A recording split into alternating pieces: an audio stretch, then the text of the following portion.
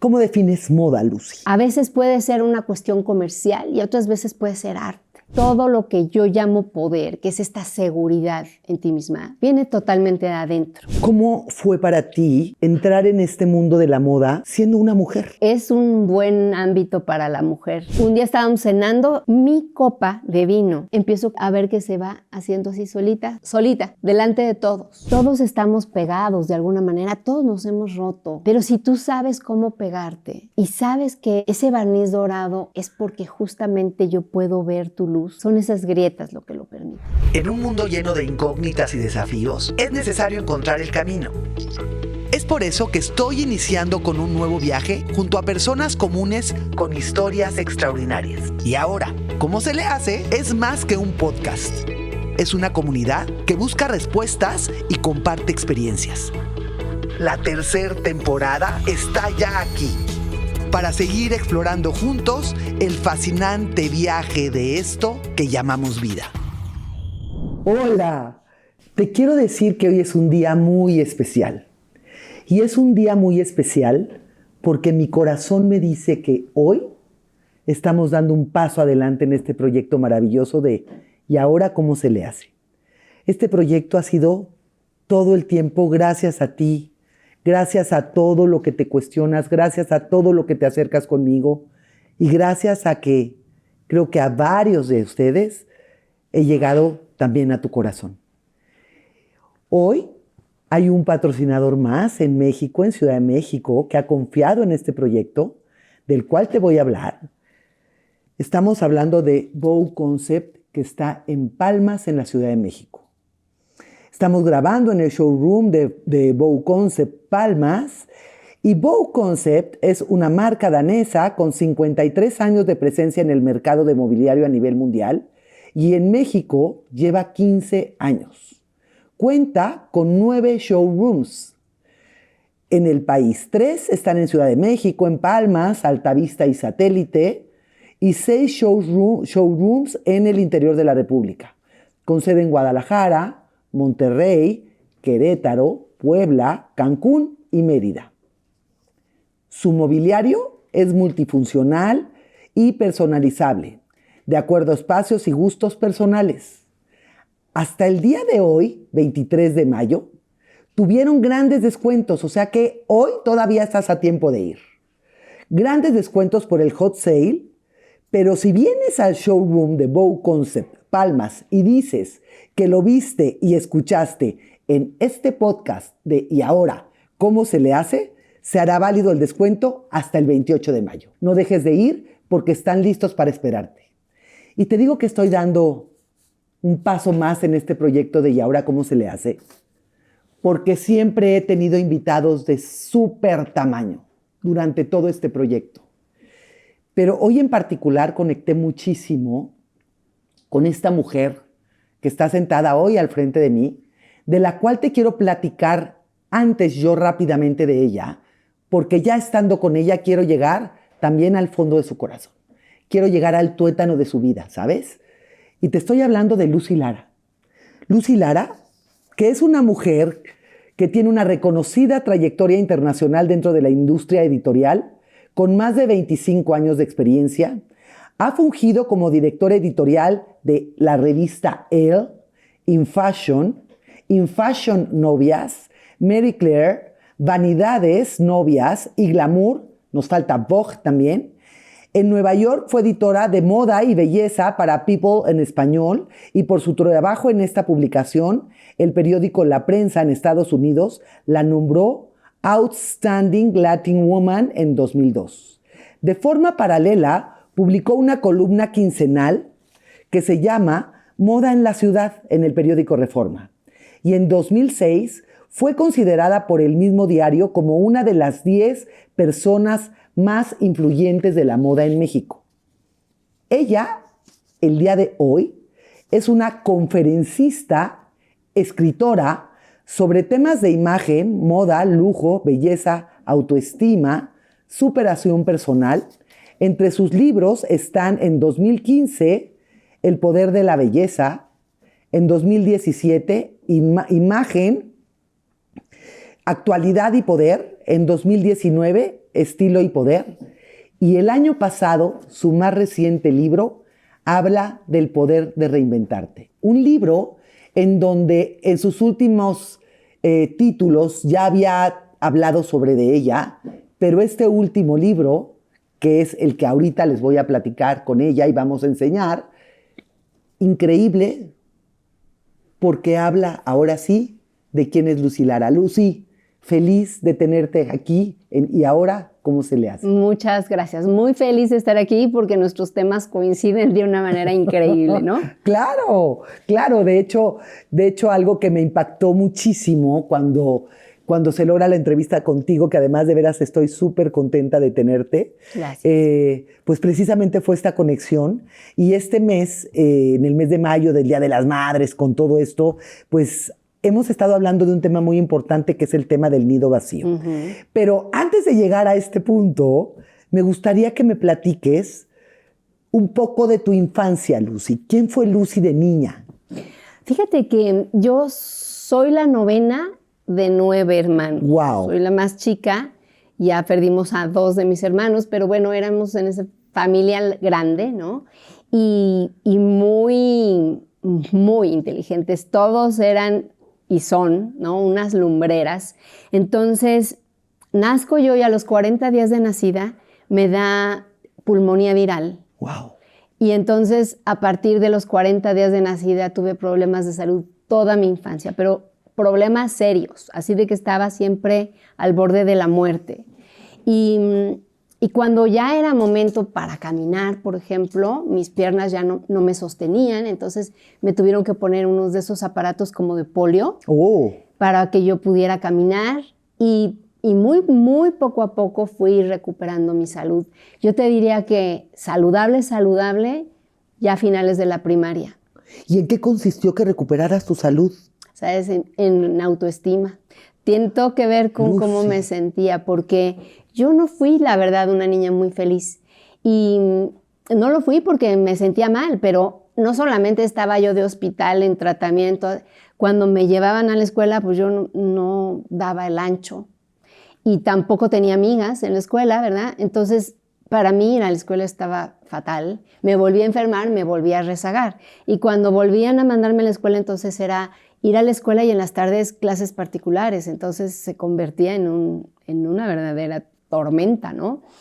Y eso también me marginó mucho de la convivencia con mis hermanos, porque a mí me cuidaban mucho y yo estaba siempre con una situación muy frágil. Claro. Y todo el mundo pues iba, ¿no?, jugando felices de la vida y yo siempre estaba como un poco apartada. Entonces sí había un poco de soledad y yo diría que depresión en mi infancia. Y cuando tú empiezas a vivir esto, ¿cómo es que empiezas a recuperar tu autoestima entonces? Fíjate, por la razón más extraña. En cuarto de primaria decide la maestra junto con mi mamá que me van a reprobar el año. ¡Wow! Entonces, para mí fue, pues, hagan de cuenta que me dieron un balazo, ¿no? Yo me sentí que se estaba muriendo lo poco de autoestima que yo tenía, ¿no? Me sentí una fracasada y me parecía muy humillante, ¿no? En una familia de gente tan brillante que yo estuviera reprobando. Yo creo que soy la única persona que reprobó año en esa familia. Bueno, pero fue lo mejor que me pudo haber pasado. Después de que lo viví como un verdadero drama, regresé a la escuela, a cuarto de primaria por segunda vez, y me di cuenta que nadie me conocía. Y empecé de cero, me reinventé. Desde esta etapa inicias una historia nueva. Efectivamente. ¿Qué impacto crees que ha tenido en tu vida este reinvento en la infancia con toda la historia de tu vida? No, total, ha hecho que yo sienta que es muy, muy fácil y que se puede, ¿no? Y en los peores momentos siempre viene a mi mente que hay siempre una gran oportunidad. Cuando te caes, hay una gran oportunidad de empezar de cero. Y si no tienes nada, cuando menos eso, ¿no? Tienes un libro en blanco para empezar. Y en ese momento en cuarto de primaria, Lucy, ¿tú traías todavía el aparato como de polio? No. Ya no. Ya no. Okay. No, ya una vez que aprendí a caminar, no sé cómo, funcionó, digamos, ¿no? Ajá. Con eso aprendí a caminar y luego tuve que usar mucho tiempo calzado ortopédico y una serie de plantillas y Y poco a poco se me fue, ya, ¿no? Ya se me fue quitando ese tema y después realmente no tenía un problema de movilidad en absoluto. ¿Y hay algún hecho que haya fortalecido tu autoestima cuando ya estabas en esta etapa de cuarto, quinto y sexto de primaria? Ah, bueno, entonces reprobé el año y porque nadie me conocía, en esa semana primera de primaria, ¿no? Te daban chance de que escogieras a tu presidenta, secretaria y vocal del salón. Okay. Y yo quedé en la terna de secretaria. Yo que en mi otra vida, claro. en mi otro cuarto, ¿verdad? No tenía pues ni amigos, ni sabía la maestra bien mi nombre, ¿sabes? O sea, así de mal estaba el tema de que yo iba poco. Y quieren que yo sea secretaria y no quedé, que tampoco quería yo quedar, ¿no? Pero el tema es que de pronto me doy cuenta de que tengo, por alguna razón, para mí incomprensible, de pronto la gente está votando por mí sin conocerme, ¿cierto? Wow. Y eso me dio un empujón importante. Y ahí hice mi primera amiga dentro de la escuela, ¿no? Yo tenía, de cuenta, me llevaba con la vecina y cositas así. Pero mi mejor amiga de la escuela empezó en cuarto año de primaria. Y esa amiga fue de cuarto, quinto y sexto. Y eso cambió mi vida. Tener una amiga para mí fue muy importante. Cómo estas redes de apoyo hacen toda la diferencia en la historia, ¿verdad? Sí, realmente es emocional, ¿sabes? Ese tema muchas veces. Es una tristeza, pero así es. Y de ahí, Lucy, te vas a tu carrera. Sí, de ahí me voy, fíjate, yo estudié comunicación, como tú. Sí. Y me creo comunicóloga, pero en un momento dado, no te creas, salí de comunicación, en la Ibero salías con una especialización, yo me especialicé en televisión para tratar de hacer guionismo televisivo, porque a mí lo que me gustaba y siempre me ha gustado es escribir. Desafortunadamente, mi maestro de periodismo no fue bueno porque debía haber hecho periodismo, ¿no? Pero bueno, el tema es que 2 años trabajando en tele y decido que no era lo mío. Y ahí me vuelvo a reinventar, me voy a estudiar diseño de moda a Estados Unidos. Aquí no había carrera de diseño de modas. Y me voy, regreso con pues la confianza y la certeza de que yo voy a ser diseñadora. Y diseño, estoy 2, 3 años diseñando ropa en fábricas, trabajando, haciendo ropa para Palacio Hierro, Liverpool, hice para Suburbia, para un montón de marcas, dependiendo de dónde estaba, en la fábrica que estaba. Y así estuve hasta que alguien de mis compañeras de comunicación me dijo, ¿por qué no escribes algo de moda? Yo quisiera que me escribieras 3 artículos para un proyecto. Se los escribo, no vuelvo a saber de mi amiga. Y unos meses después regresa y me dice, ¿qué crees? No se va a hacer mi proyecto, pero le mandé tus artículos al editor de Vogue y está interesado en conocer. ¡Wow! Y lo conozco y me contrata primero como colaboradora, como columnista. Y después despiden al editor de moda y hacen un concurso conmigo y con alguien más para ver quién se puede quedar con el puesto. Y me quedo yo. Y me quedo verdaderamente sin tener las bases necesarias, pero vaya que fue para mí importantísimo porque eso hizo la diferencia en mi vida. Absolutamente un giro de 180 grados en mi vida. Quiero hacer un paréntesis pequeño para una reflexión que tengo como muy marcada desde que te empecé a conocer. Desde tu primer puesto, ahorita me vas a corregir si fue tu primer puesto, tú tenías un puestazo en presidencia. Ah, sí. O sea, ese fue tu primer puesto. Ese fue mi primer puesto. Antes de que te fueras a estudiar diseño de modas. Efectivamente. Entonces, te hago esta reflexión porque ha habido algo increíble en tu historia, ¿no?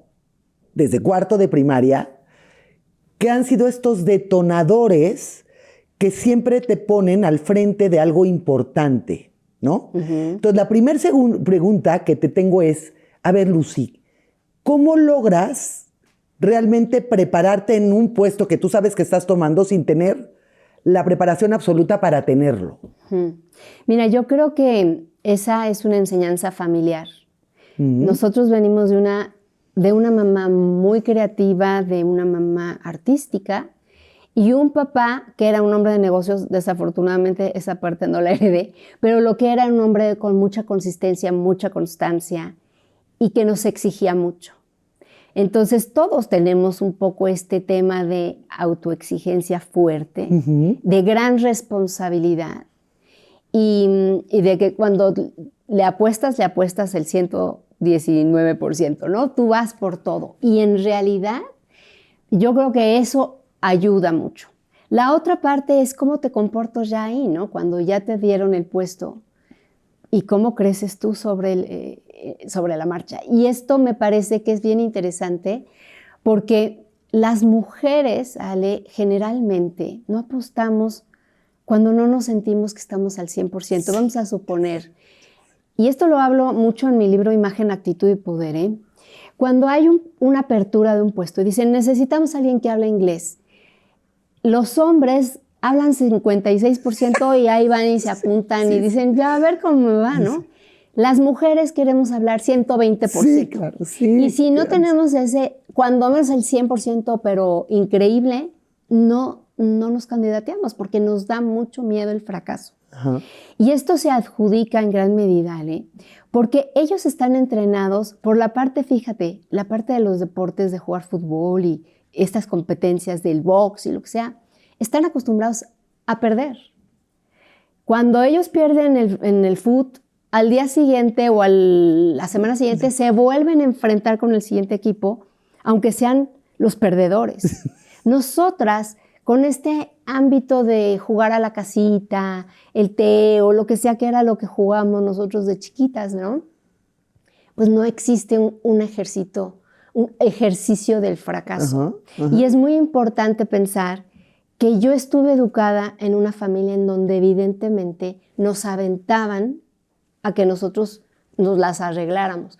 Porque de otra manera, ¿cómo te explicas que tengo la actitud de un hombre en eso siempre? Yo voy y me he ido a vivir 2 veces a Estados Unidos y me regreso divorciada sin cero.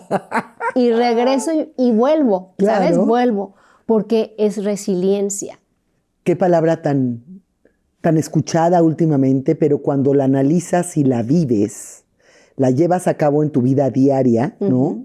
Con diferentes situaciones, eso es lo que hace una gran diferencia. Vaya que sí.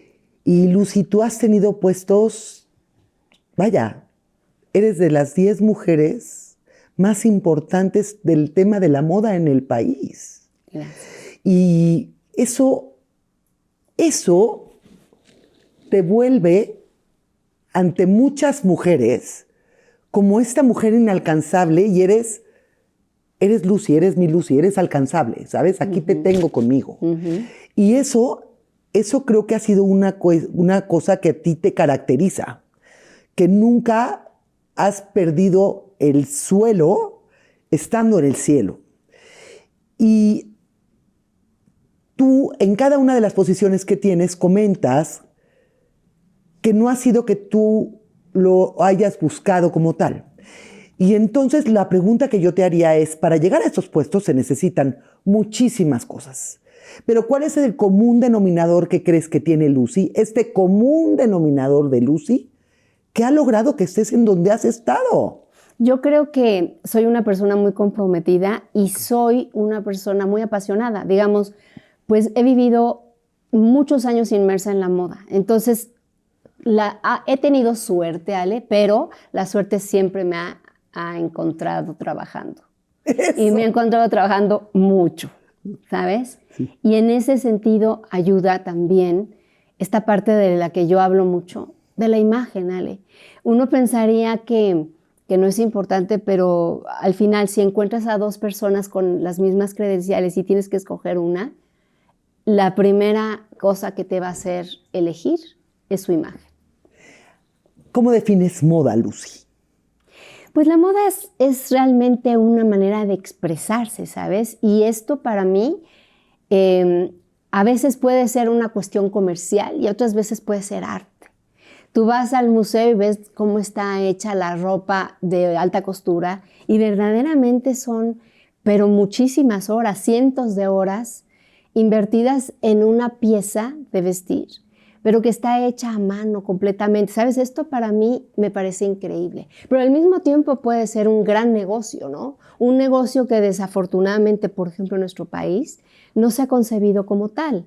Porque si la gente tuviera, pues, un poquito de idea de la mercadotecnia, tendríamos miles de posibilidades de hacer turismo de moda en México. Turismo en moda. Que la gente viniera de shopping.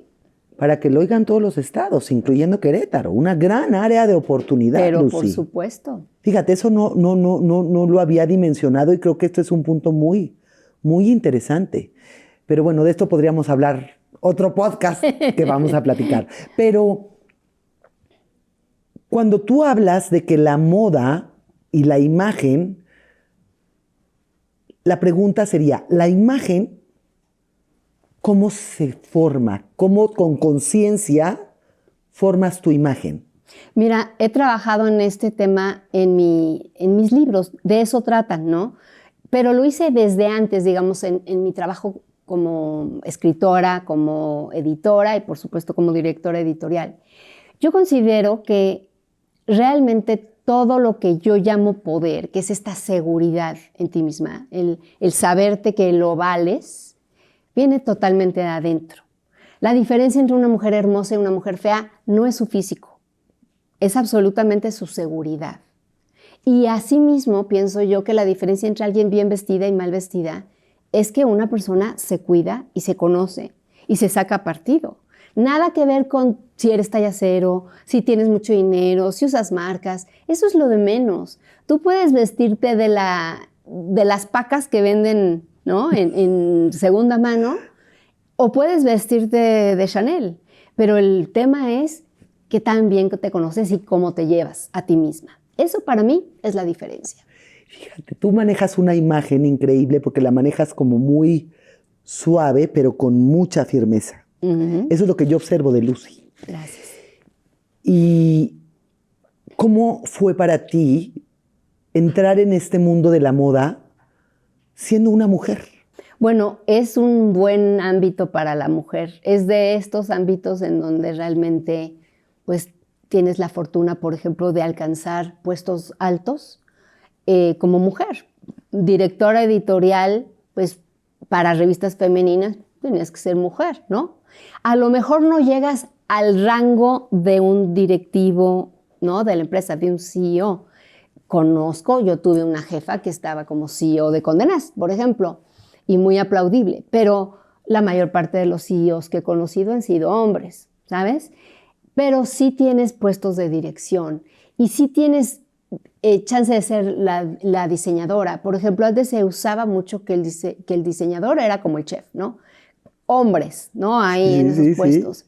Sí. Y ahora no, ahora es indistinto. Puedes ser hombre o mujer y puedes obviamente viajar entre todos esos, lo que hay en esos géneros, ¿no? Las diferentes tonalidades de género que puede haber, que da igual, pero en cuestión de discriminación no, es un muy buen ámbito para crecer. ¿Qué crees que hace falta, Lucy, para que la mujer pueda llegar a ser CEO en este medio? Yo creo que en cualquier medio, creo que la mujer tiene que comprometerse antes que otra cosa, ¿sabes? Consigo misma y para hacer eso. Y muchas veces no estamos dispuestas a sacrificar, pero ni siquiera es porque sea un sacrificio de, no, porque tenemos 6 pistas en nuestro circo. Sí. Entonces, en realidad estás cuidando a tu papá, pero a tu mamá, pero a tu hijo, pero a la lavadora, si llegó el jardinero, tienes que ir a hacer ejercicio. O sea, realmente tú piensas, ¿puedo? ¿O voy a desatender? ¿No? Y muchas veces esa es la diferencia. Es una pena, ¿no? Pero a nosotros además nos toca tener bebés, nos toca parir, pues, y muchas de nosotros hemos tomado tiempo libre para cuidar a nuestros bebés, ¿no? Claro. Eso marca una gran diferencia. Y lo marca para quien te va a contratar y va a apostar por ti, como para ti para apostar por ello. Y qué hermoso cambias el momento. Porque precisamente me encantaría que la audiencia le compartas cómo logras ser madre. Para mí fue toda una aventura. Yo tuve desde jovencita fibromas en la matriz, ¿no? y estaban como, crecían y había que quitarlos y tal, pero estaban justo en el lugar donde se podía alojar pues el bebé, si este fuera el caso. Entonces, a mí se me dijo desde más o menos 20 y tantos años que existía una posibilidad de que yo fuera infértil, ¿no? O que debería yo de tratar de tener hijos joven. Pero me esperé, más de lo debido quizá. Me casé primero una vez y no resultó ese matrimonio, brevemente, y luego la siguiente vez que me casé, yo ya tenía 36 años. Entonces, cuando yo quiero tener un bebé, pues ya estaba yo con más de un problema, ¿no? Y me operé varias veces los fibroma tal. No pegaba, tuve inseminación artificial, no pegó, luego tuve dos in vitros, y ahí se dan cuenta de que mis óvulos no son sanos. Y entonces me dicen, no, bueno, pues un donante, ¿no? Un donante. Y yo pienso inmediatamente, no, vamos a adoptar. Yo siempre quise adoptar y en realidad me doy muy bien cuenta ahora que también había un tema familiar ahí, porque mi mamá fue adoptada intrafamiliarmente. Pero el caso es que yo quiero adoptar y convenzo al papá de mi hijo de que adoptemos y finalmente llega este ser de luz a nuestra familia, que es mi hijo, Francisco. Francisco, por supuesto. Ahorita, todos estos temas que vamos a empezar a platicar, ya los vas a encontrar aquí, en este maravilloso libro que se llama El Poder de Reinventarte, en donde Lucy te platica, se abre de capa ante el mundo para platicar estas experiencias.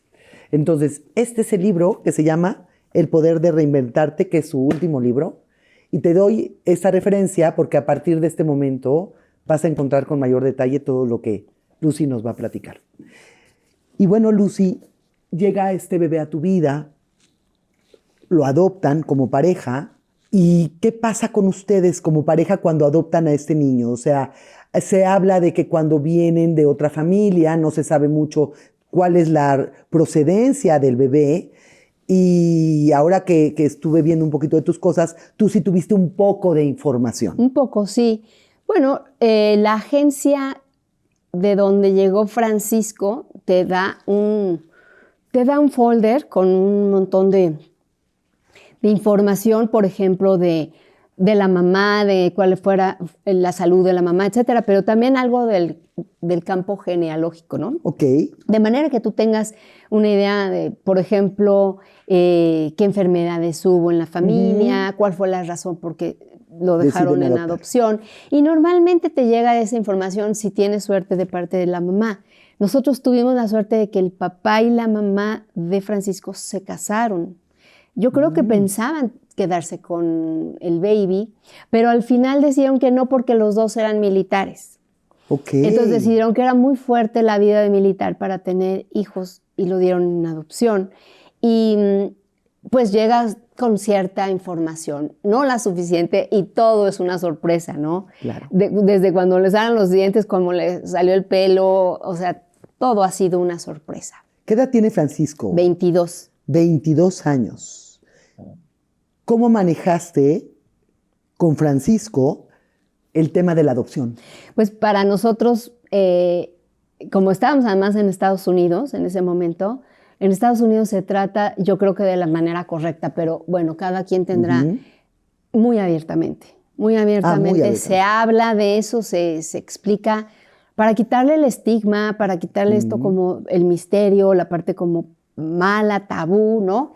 Entonces se le habló de eso desde que nació tenía yo toda la biblioteca llena de cómo explicarle. Todos sus libros de chiquito eran sobre la adopción, de tal modo que él creía que era normal. Él te decía, mira mamá, ahí va una mamá biológica, porque está embarazada. ¡Oh, wow! Ok. Y sí, tenía de alguna manera, quizá hasta me pasé, ¿sabes? Un poco, pero bueno, me alegra porque al final Francisco llegó como un bebé morenito, pero conforme pasó el tiempo se fue poniendo africano completamente, es afroamericano, Francisco. Ok, él es afroamericano.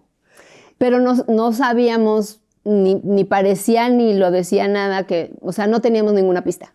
¿Qué pasó con ustedes? Pues nada, fíjate, ¿Es? nada. Para mí fue una sorpresa tras otra, todo, ¿no? Todo, Ajá. tener un bebé siempre es como una peripecia, pero me acuerdo que teníamos una niñera que me ayudaba cuando yo salía, porque nosotros vivíamos en New Jersey, pero mi trabajo normalmente tenía yo que irme a trabajar a Manhattan.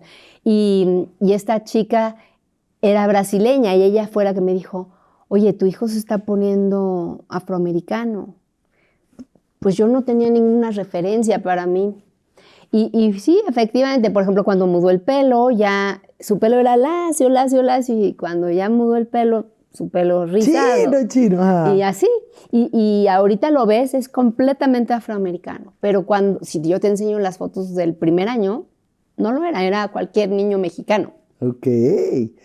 Y cuando él va avanzando en su historia, bueno, obviamente tú y tu marido eran sus papás. Sí, claro. Y emocionalmente esto era así. Es que somos sus papás. Claro, son sus papás. ¿Y qué pasa en esta etapa de la historia cuando tú decides regresar a México con él? Bueno, eso es todo un tema que ni voy a tratar en ningún libro, pero nosotros realmente tuvimos un divorcio complicado porque yo cuando decido que me quiero separar, pues me pienso, voy a irme a México, ¿no? ¿Qué me quedo a hacer aquí? Yo me había ido por el Claro, papá, por él, ¿no? claro. Y pensé que le podía dar, y creo que no me equivoqué, una mejor vida a Francisco aquí, pues porque yo aquí tenía mi familia, porque aquí es más cálido, es más fácil. Sí, sí. Para la misma mamá, ¿no? Porque allá tienes que hacer todo y te la pasas planchando y aspirando y, ¿no? Haciendo el jardín y luego tienes que ir a la tintorería, ir al súper, cocinar.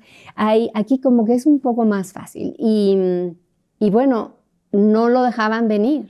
Entonces tuvimos que entrar en 2 años de juicio y finalmente nos permitieron venirnos.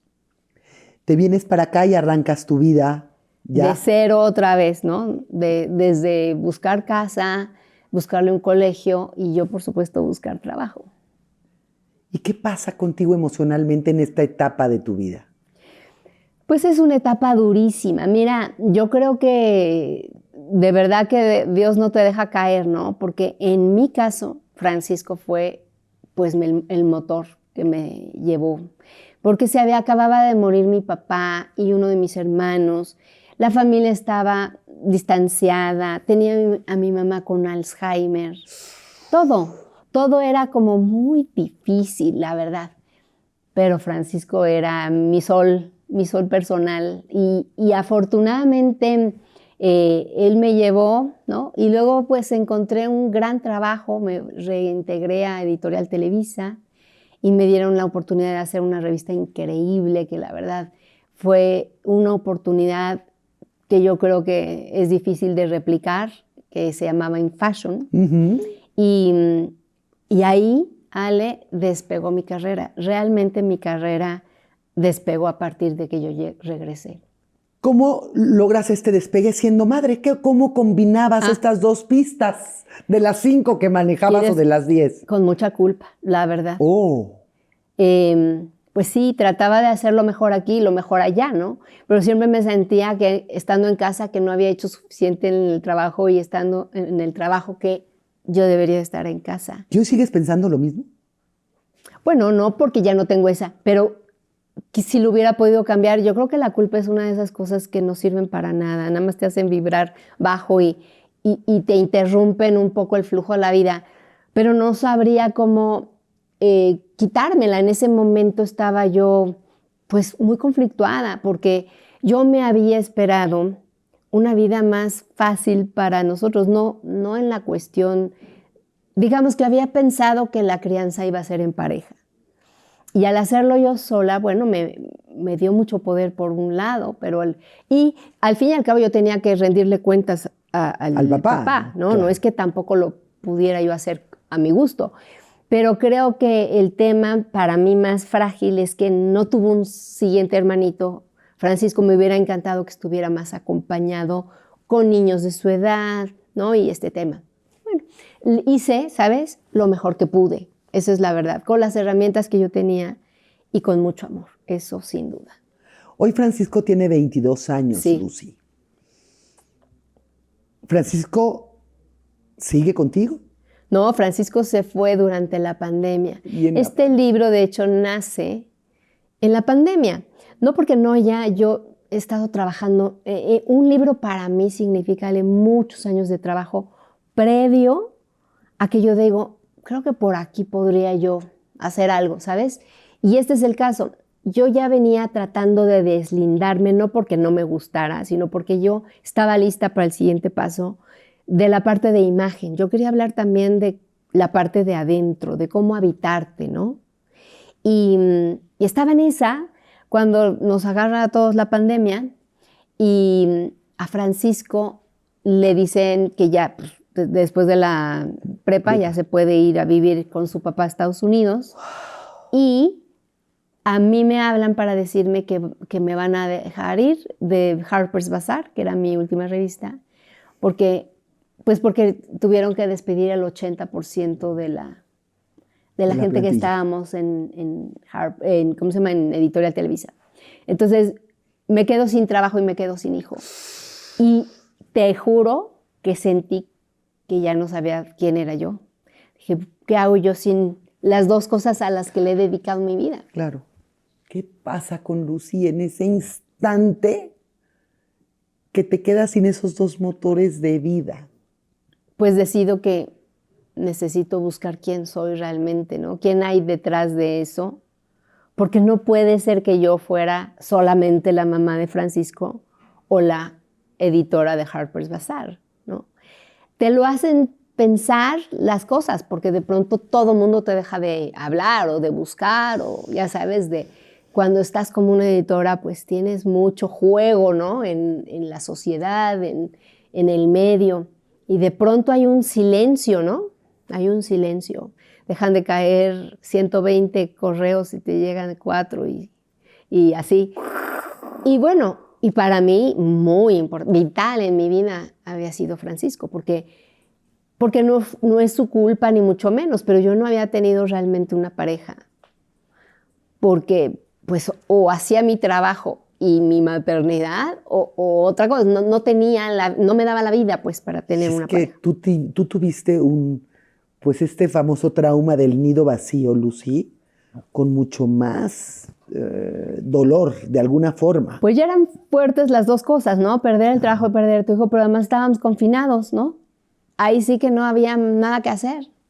Entonces yo siempre digo, mira, hay gente que salió de ahí, de la pandemia. Pudo volar con tu exmarido. O sea, a pesar del confinamiento, él puede volar a Estados Unidos. Él se pudo volar. Sí. Pero bueno, no era fácil ni traerlo, ni ir, ni nada, ¿no? Y el tema es que mucha gente salió de la pandemia divorciada, sí, con un nuevo negocio, sí, desempleada, con 20 kilos de más. Yo salí con un libro. Eso es todo. Tú saliste con un libro maravilloso.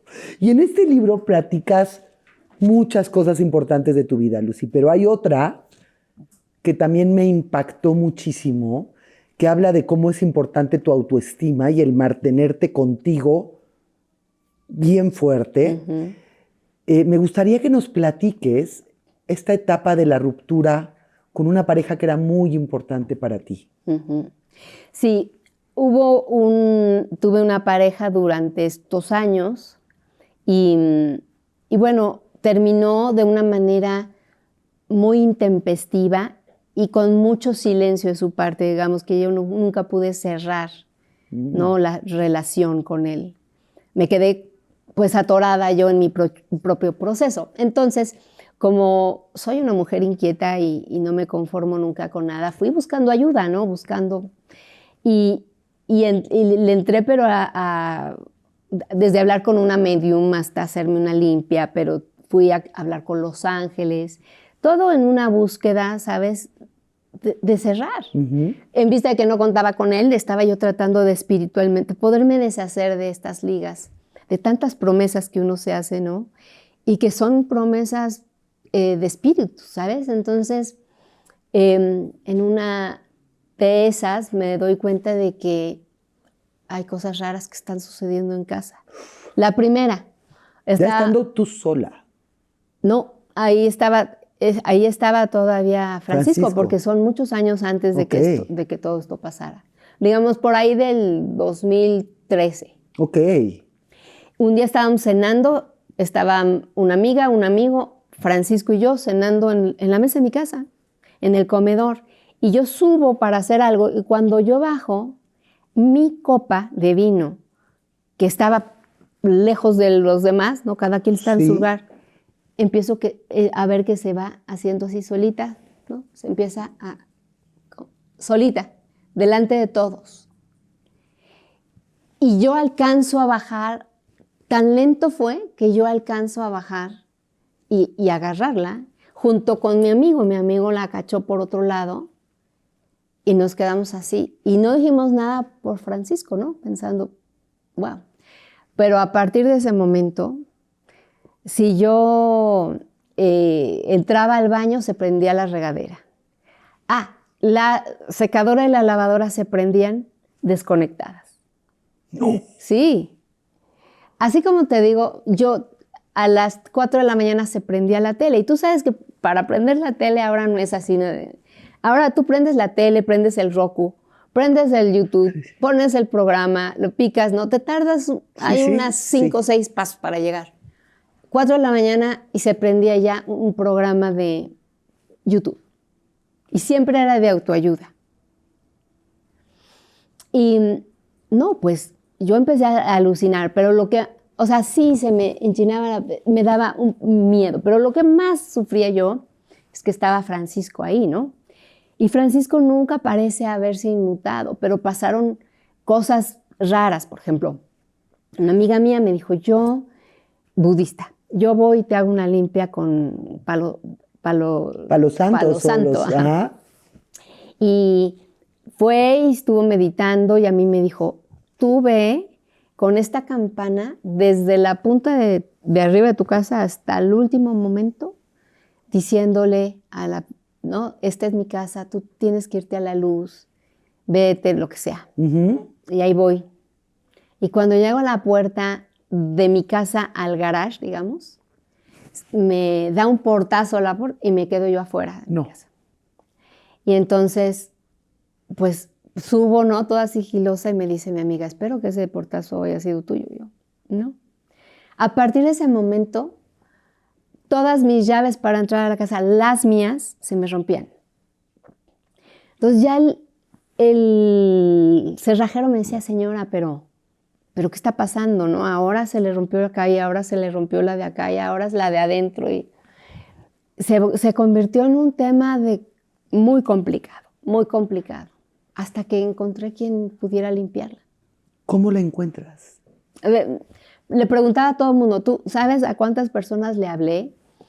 Yo creo que a 6 personas, de sacerdotes, exorcistas, de la que te limpia las casas, la que te hace la bendición, a todo el mundo que me dijeron que podía ayudarme. ¿Y los llevabas a tu casa? Nadie quiso ir, todo el mundo decía que era diabólico lo que yo tenía en casa.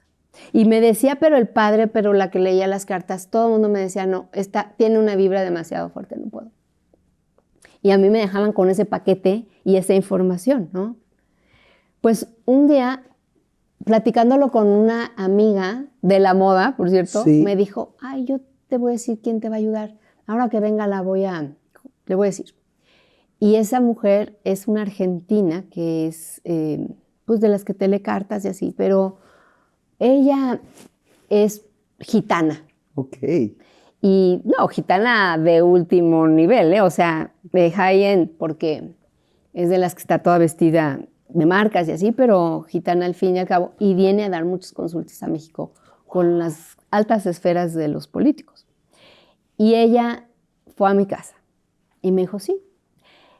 Me pidió, me dijo, ¿me das una olla que nunca vas a volver a usar? Y necesito que no haya ninguna mujer menstruando en la casa y que no esté tu hijo. Y así fue. Ella entró y cantó, bailó, traía copal o algo así y salía humito. Y cuando llegó al cuarto de Francisco, una llamarada. Y esa noche fue la peor noche del mundo porque hagas de cuenta que alguien se estaba mudando de casa adentro de mi casa. Y esa fue la última noche. Se fueron. ¿Qué crees que pasó con Lucy para permitir que esto sucediera? Yo creo que pues abrí mi energía de más y cuando tú estás vibrando bajo, pues los fantasmas se alimentan de eso, se alimentan de tu tristeza y de tu poca energía y vienen a hacerse cargo de tu casa porque tú no tienes la energía para cuidarla. Hay una frase, Lucy, que dices tú, que dijiste en alguna de las entrevistas que yo tuve que estuve viendo contigo, y esta frase a mí me encantó. En esta frase tú dices, las personas que están rotas rompen. Y las personas completas se comparten. ¿Qué sientes cuando dices esta frase? Pues siento que es verdad, la gente que está rota y no sabe pegar sus pedazos. De esto habla mucho el libro, porque si hay algo que es el propósito de este libro, es poder levantarte de tus caídas y saber que esas heridas son como cuando tú ves la cerámica en Japón que se rompe y la pegan con un barniz dorado, ¿no? Por eso Claro. las grietas doradas de la portada. Si tú sabes que todos estamos pegados de alguna manera, todos nos hemos roto, pero si tú sabes cómo pegarte y sabes que ese barniz dorado es porque justamente yo puedo ver tu luz y tú puedes ver la mía, son esas grietas lo que lo permiten. Que yo he sido rota y tú también, pero las dos nos hemos vuelto a pegar. Cuando alguien no se logra pegar, va rasgando a las otras personas y las va rompiendo. Qué interesante. Porque para cerrar, Lucy, me va a encantar que le digas a la audiencia una personalidad y un personaje y una mujer con toda la humildad como tú, que le diga a la audiencia, ¿y ahora cómo se le hace para reinventarse en esta etapa de la vida que es donde muchos nos sentimos fracasados, que ya acabamos, o bien que logramos muchas cosas, pero que perdemos esta razón de ser? ¿Qué le dirías a la audiencia para saber y ahora cómo se le hace para reinventarte? Mira, la primera cosa que yo diría, Ale, es que nunca es tarde.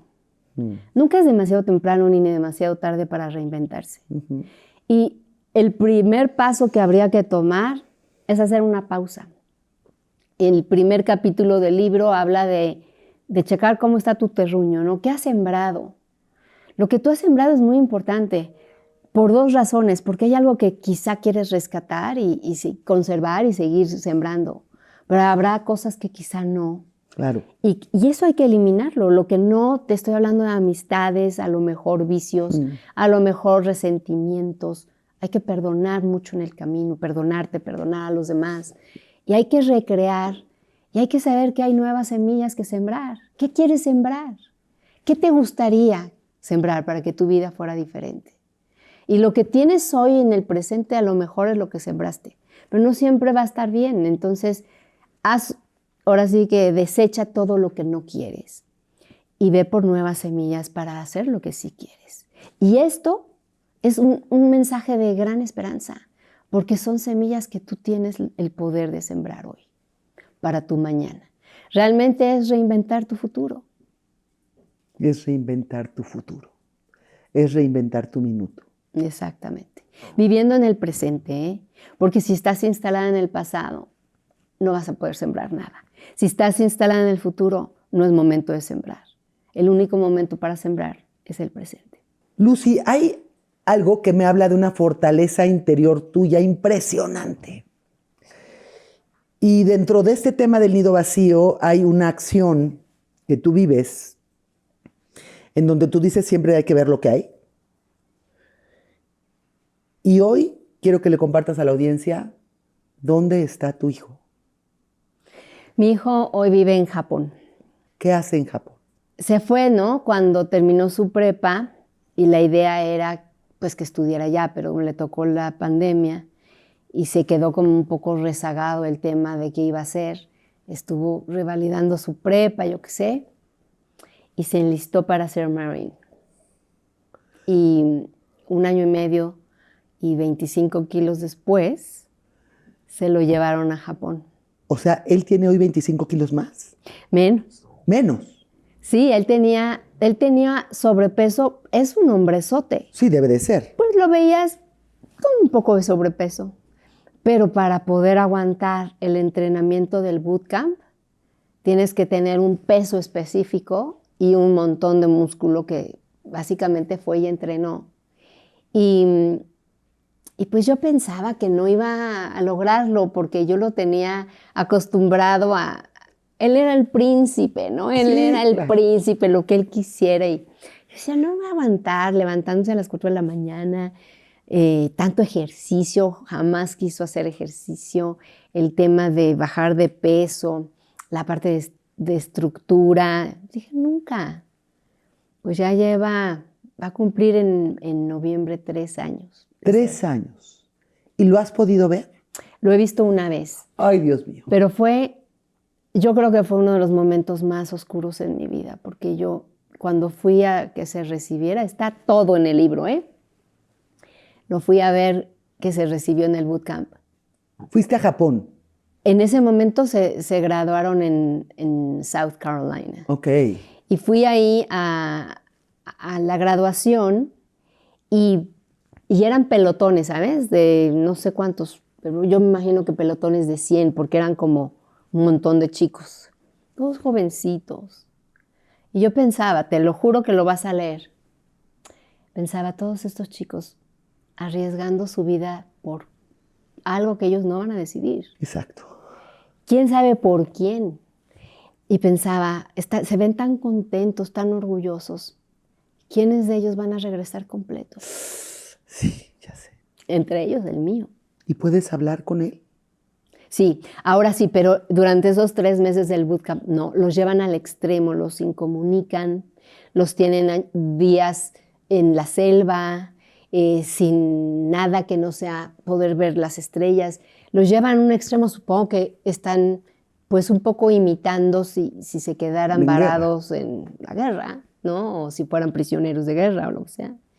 Sí, hoy por hoy sí. Claro, tiene unos horarios estrictos y esto, pero sí tiene su celular y hablo con él una vez a la semana.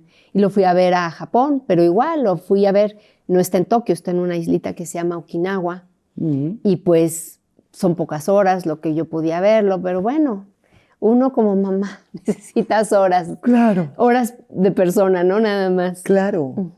¿Y tú crees, él sabía que sus padres se dedicaban a la milicia? Se enteró al final, fíjate, ya de adolescente su papá le dijo, lo cual a mí no me pareció, pero te digo con toda honestidad, él venía amenazando que quería hacer eso desde siempre. Lo traía, eso se llama genética. ¡Wow!